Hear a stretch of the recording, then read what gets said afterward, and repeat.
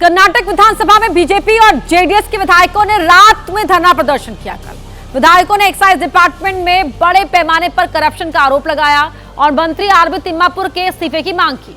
विधायकों का आरोप है कि कर्नाटक एक्साइज डिपार्टमेंट में बड़े पैमाने पर करप्शन चल रहा है और शराब लाइसेंस जारी करने के लिए खुलेआम रिश्वत मांगी जा रही है। विधानसभा में नेता प्रतिपक्ष आर अशोक ने दावा किया ये कथित घोटाला करीब 6,000 करोड़ रुपए का है। आरोप यह भी लगाया कि सत्ताधारी कांग्रेस इस कथित भ्रष्टाचार से उठाए गए पैसों का इस्तेमाल चुनावी राज्यों में पार्टी फंडिंग के लिए कर रही है। मामला तब और सुर्खियों में आ गया जब 16 जनवरी को बेंगलुरु शहरी जिले के excise deputy commissioner Jagdish Naik और 2 और अधिकारियों को लोकायुक्त पुलिस ने 25 लाख रुपए की रिश्वत लेते हुए रंगे हाथों गिरफ्तार किया।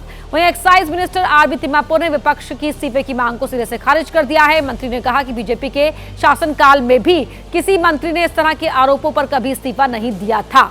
ये 3 तस्वीरें कर्नाटक की सियासी गहमा गहमी को दिखा रही है।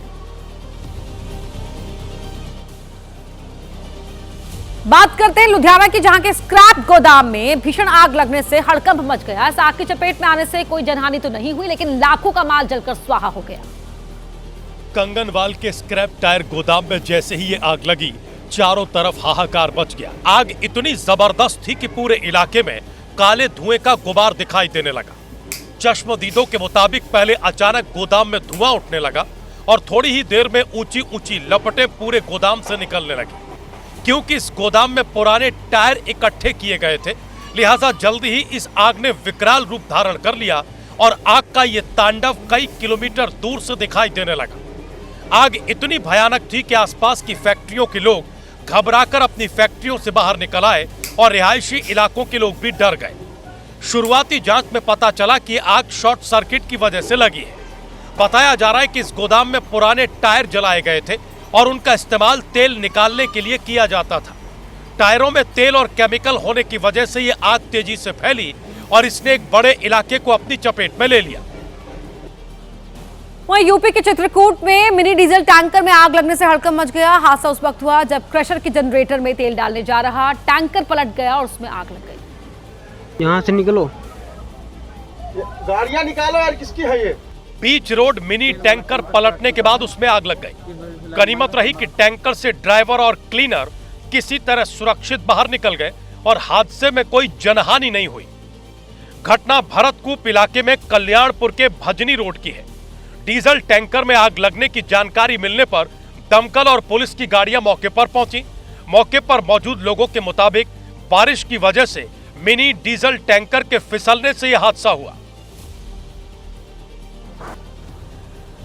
दिल्ली की जवाहरलाल नेहरू यूनिवर्सिटी में सुप्रीम कोर्ट द्वारा यूजीसी के नए प्रावधानों पर स्टे देने को लेकर मशाल जुलूस निकाला गया। बड़ी संख्या में छात्रों ने इस जुलूस में हिस्सा लिया और सरकार और यूनिवर्सिटी प्रशासन के खिलाफ जमकर नारेबाजी की।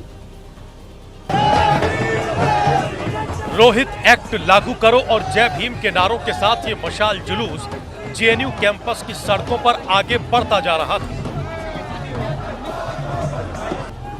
छात्रों के हाथों में मशालों के अलावा पोस्टर और बैनर भी थे। लेफ्ट पार्टियों के छात्र संगठनों के आह्वान पर यह मशाल जुलूस निकाला गया था, जिसमें एसएफआई, आईसा, एआईएसएफ के अलावा एनएसयूआई जैसे छात्र संगठनों ने भी हिस्सा लिया। दरअसल जेएनयू प्रशासन ने मंगलवार को सुबह ही छात्र संघ के मौजूदा 4 पदाधिकारियों और पूर्व अध्यक्ष नीतीश पर 2 सेमेस्टर के लिए रेस्टिकेशन का आदेश जारी किया था। छात्रों के बीच इस फैसले को लेकर रोष था और यूजीसी के नए प्रावधानों पर स्टे को लेकर भी पहले से ही नाराजगी थी, जिसकी झलक इस मशाल जुलूस में देखने को मिली। जम्मू कश्मीर के कुपवाड़ा में हुई भारी बर्फबारी के बीच कई गाड़ियां फंस गईं। इसके बाद उन्हें निकालने के लिए रात भर रेस्क्यू ऑपरेशन चलाया गया। सदना टॉप पर 35 से ज्यादा गाड़ियां भारी बर्फबारी के बीच फंस गई थी। जैसे ही इसकी सूचना प्रशासन को लगी, तुरंत जम्मू कश्मीर पुलिस और सेना के जवान वहां पहुंच गए। वो वहां बर्फ हटाने वाली गाड़ियां भी लेकर पहुंचे थे। उनकी मदद से पहले तो सड़क से बर्फ को हटाया गया, इसके बाद सभी गाड़ियों को सुरक्षित बाहर निकाल लिया गया। इसके बाद वहां मौजूद लोगों ने सेना और जम्मू कश्मीर पुलिस को धन्यवाद कहा।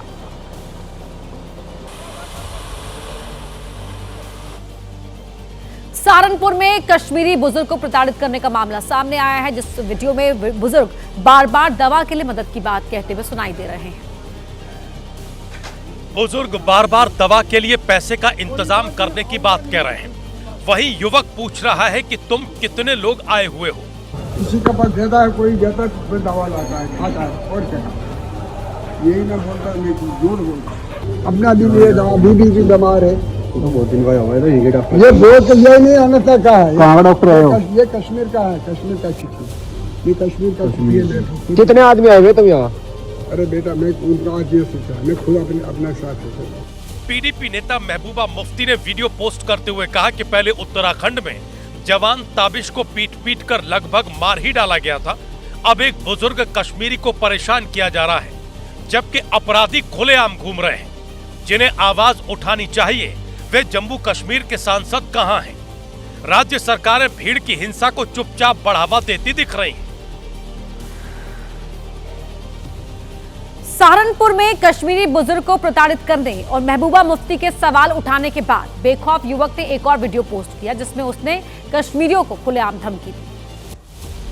बुजुर्ग से पूछताछ करने और प्रताड़ित करने का वीडियो पोस्ट करने के बाद आरोपी ने वीडियो पोस्ट कर कश्मीरी मुसलमानों को धमकी दी। जो अत्याचार हमारे कश्मीरी पंडित को हुआ था, वही अत्याचार हम कश्मीरी मुसलमानों को करेंगे। ये कुछ भी हो, चाहे इन पर कोई एमबीबीएस डॉक्टर हो या कुछ भी हो, ये या तो बम बनाएंगे या कि 47 बनाएंगे। इस बीच जम्मू कश्मीर स्टूडेंट एसोसिएशन का कहना है कि आरोपी का नाम यशस्वी आर्य है, जो कि सहारनपुर के रामदासपुर गांव, जिसे नागल बधेरी कोली भी कहा जाता है, उसी का रहने वाला है और खुद को हिंदू युवा शक्ति संगठन का नेशनल प्रेसिडेंट बताता है।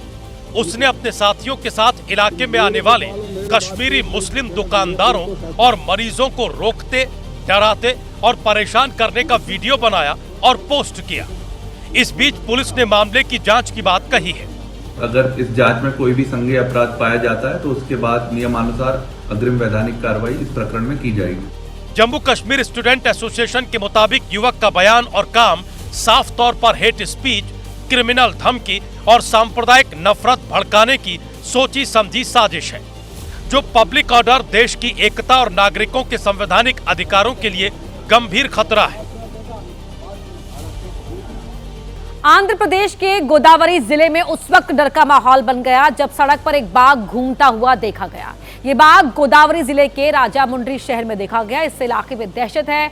वहां से जो वीडियो सामने आया उसमें वो बाघ रात के अंधेरे में सड़क पर चहलकदमी करता हुआ दिखाई दिया है। इसके बाद वो बाघ दिल्ली पब्लिक स्कूल की तरफ चला गया।